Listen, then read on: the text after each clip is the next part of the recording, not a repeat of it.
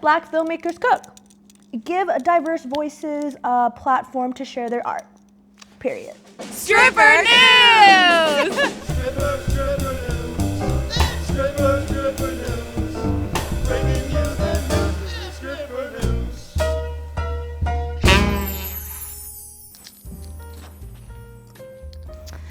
Hello, besties. It's your girl, Baby Ming, and you know what time it is. Stripper news.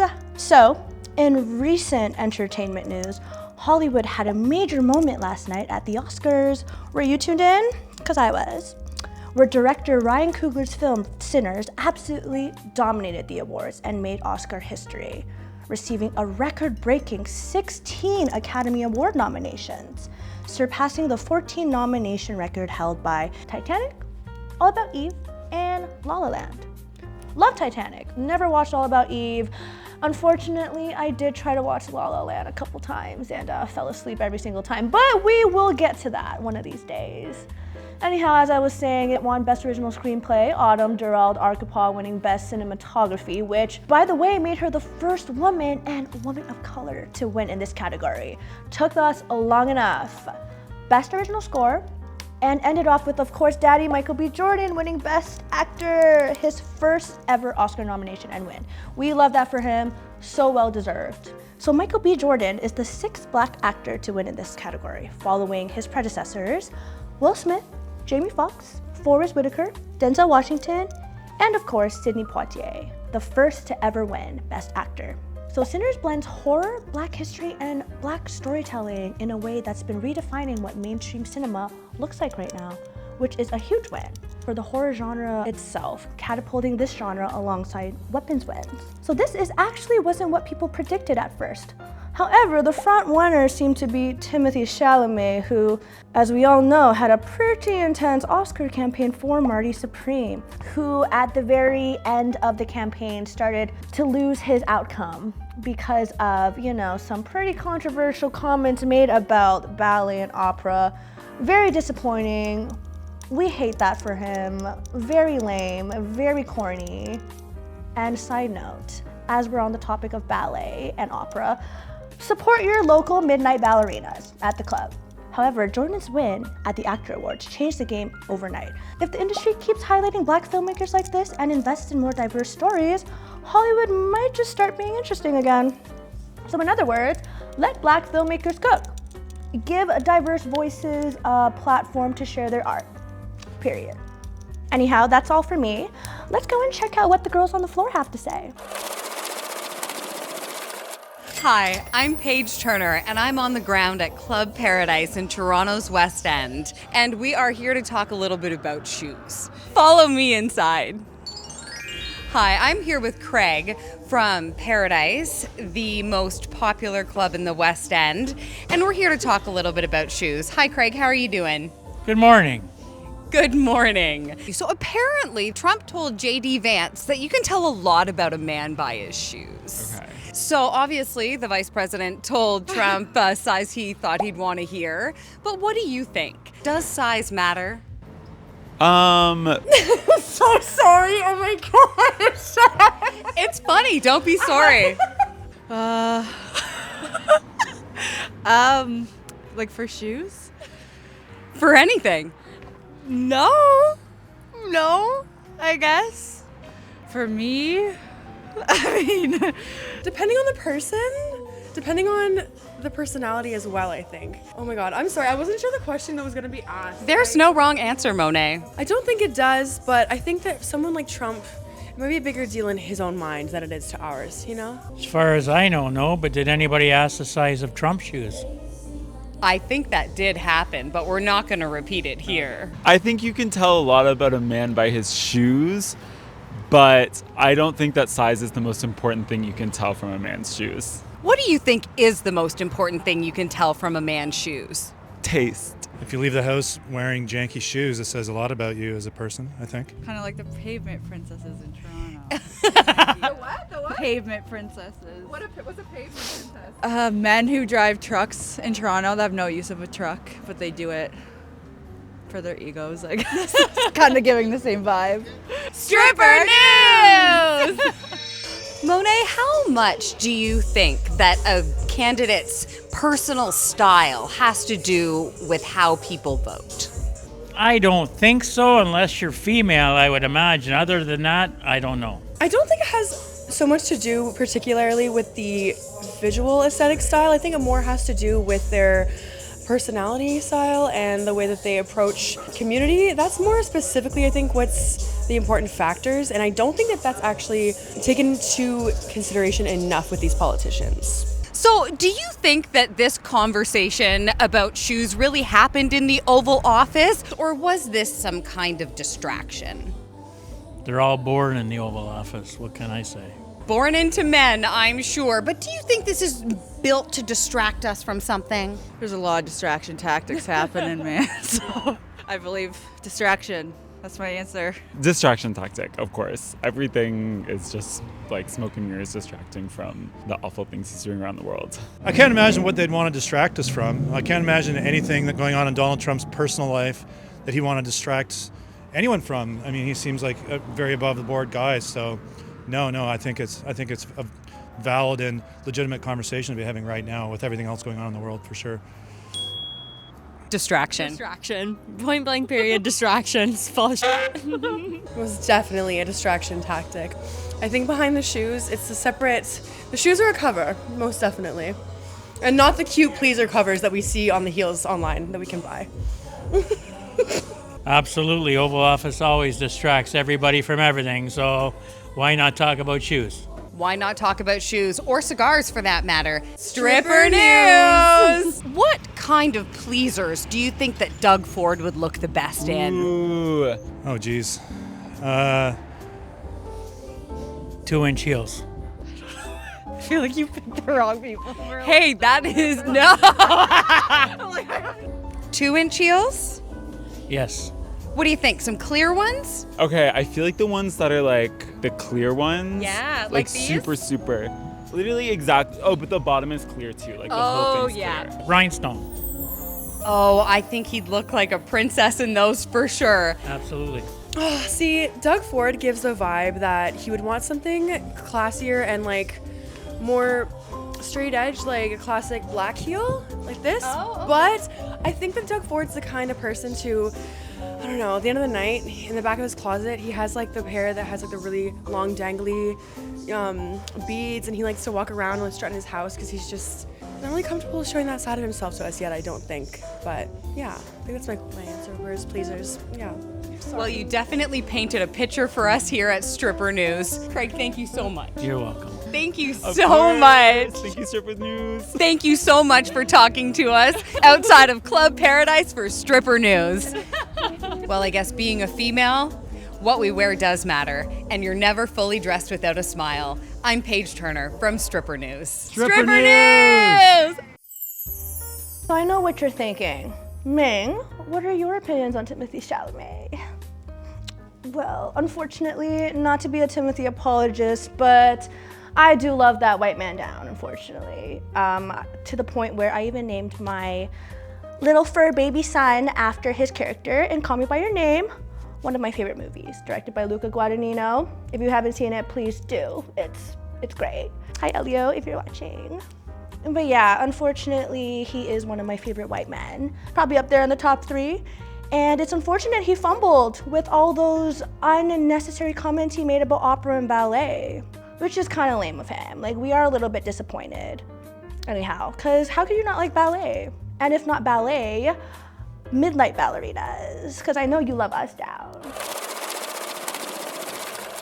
But yeah, if you like what you see, please give us a shout out, give us a like, give us a subscribe on Instagram, YouTube, and all of our other platforms. Do we have other platforms? Yeah. Yeah, if you want to keep seeing more of this. Also, while we're on the topic of Sinners winning Best Score, that entire movie had an immaculate soundtrack as well. And also, fun fact, did you know that the Miles Canton, who plays Lil Sammy in the movie, the lead singer and actor, he's launched his career after touring as a background vocalist for her, which we love her music. playing a pivotal role in his breakout by encouraging him to audition for Sinners, and got the role despite having no prior acting or movie experience. We love that for him. It's an unfortunate loss for Timothee Chalamet and probably one of the biggest fumbles of his careers. If you haven't watched Sinners already, Michael B. Jordan does play a pair of twins, Smoke and Stack. And did you know that in order to prep for this role, he actually had a twin consultant that helped him get into the roles to play twins in the movie, who were actually the director Ryan Coogler's friends. And this just proves that Ryan Coogler and Michael B. Jordan as a duo will forever be iconic, as this is their, third movie together, I believe? Let me just double check that. Actually, I stand corrected. Michael B. Jordan and Coogler have collaborated in 5 films together, and they are locked in at this point, both having won an Oscar. Love that for them. Hello. Hello, hello. Hi, I'm Ariel. And I'm Ming, and welcome back to Stripper News. Boys, there are a lot going on in our world today. In the latest news in the US, President Donald Trump's eerie world domination plan. Cuba is experiencing one of its most devastating energy crises with the collapse of its power system. In its continued attack on countries within the Americas, the Trump administration has cut the flow of oil into the country. Back in January, US officers captured Venezuelan President Nicolas Maduro on drug and weapons conspiracy charges following a 2020 indictment. 3 weeks after Maduro's arrest, the Trump administration accused the Cuban government of extraordinary actions that harm and threaten the United States through an executive order. So a lot is happening here. Just like most of our conflicts, oil is at the center of this. Not gaining oil, but using it as a power grab. All of this would lead to a fuel blockade for Cuba, as it heavily relies on Venezuelan oil, and the US has pretty much blocked all shipments. Wow, things have been going back and forth for a while about Cuba's oil access. Around the end of February, there were talks about the US allowing oil sales in Cuba, but on Monday, Cuba's electrical grid suffered a major collapse. And this means no power to preserve food, run schools, or run hospitals. A total shutdown of day-to-day life, and people were left without any healthcare or treatment. Sales of fuel have been very selective, with heavy restrictions for most locals, and obviously a priority for tourists and diplomats. Of course. And why is this happening? For power and control, of course. What's happening is that energy is being leveraged, and life seems to be what's being threatened. According to the Associated Press, Cuba's grids have been deteriorating drastically in recent years, leading to daily outages and repeated island-wide blackouts. This would be its 3rd major blackout in just 4 months, and the Cuban government places much of the blame on the US blockade. The fear of tariffs has spread, with the administration threatening increases to the countries that aid Cuba with oil. Live it up with this guy over here. There's also the fact that Trump has proposed the idea of this friendly takeover, and that it would be an honor in an attempt to squash any, as the White House stated in an executive order, depredations of the communist Cuban regime. The US has demanded the release of political prisoners and a push away from policies, practices, and actions that directly threaten the safety, national security, and foreign policy of the United States. Here's what Trump had to say about taking Cuba.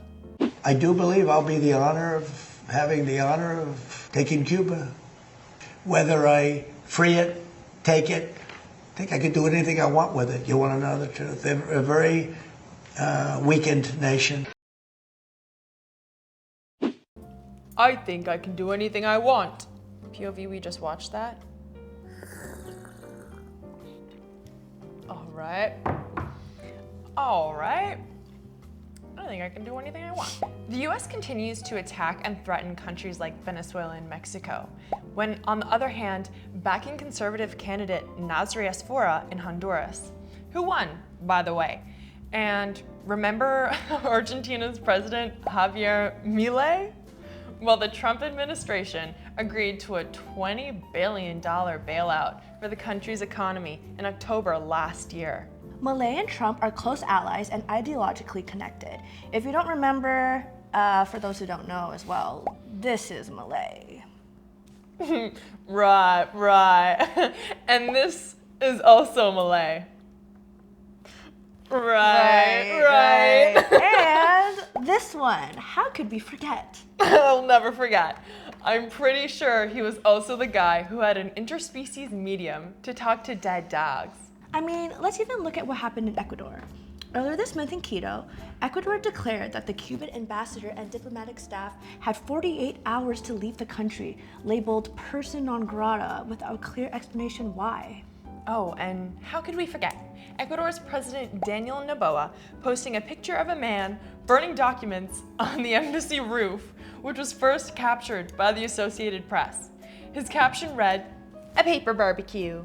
I mean, while the reason isn't crystal clear, we can assume there is a need to appease for safer diplomatic relations with the US. We saw 12 Latin American leaders meet with Trump in Miami just weeks ago, most of whom are conservative leaders, all of which was a counter-cartel coalition, the Shields of Americas. There's a clear indication of the US's aim to control political and economic reform in their favor, avoiding nationalization and punishing those who try to or have. And by the time this video comes out, things could completely change or get worse. And as always, it comes right back to the US relations with China. In the midst of the energy crisis, China has provided Cuba with renewable energy, which could supply as much as 10% of its energy. China has seen itself on the safer end of the spectrum regarding oil due to investing heavily in clean energy, which of course is at the top of every politician's mind due to this ongoing war with Iran. Well, I just feel like Trump has an infinite supply of pictures of Xi Jinping that he just burns up in anger. Well, that's it for this week of Stripper News. And yeah, that's all for today, folks. As much as we love to stay, I personally have to get back to my son at home. Oh my gosh, and my daughter at home. We are parents, yes. Yeah, something about the love between a hot girl and their pet cat. I don't know. Don't forget to come and visit the club and spend money on your local midnight ballerina so we can go and take care of our precious babies. There are a lot of precious babies at home that you are feeding when you donate to the cause. Donate right here. Tip right here. Oh, tip right here. Oh.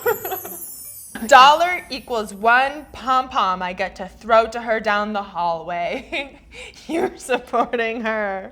What's your cat's name? Elio. So cute. Yeah, that's why we talked about it, because I was talking about the Oscars and we were talking about Timothee Chalamet, and I was like, oh my god, unfortunately I love Timothee Chalamet. I named my cat after his character in his movie, Elio. Yeah. And at least it actually did the opposite though. I mean, in like celebrity news, like who in the world ever says the opera and ballet is dead? Are you f***ing crazy? And especially because he like speaks French, and these are like they're not strictly French, but they're like so origin, huge. like Absolutely. French, and French it's culture, huge in France. The Palais Garnier is alive and well, like. Yes, period. But everybody's mad at him. But good. All right, guys. Well, that's all for now for realsies this time. We'll see you next weekend.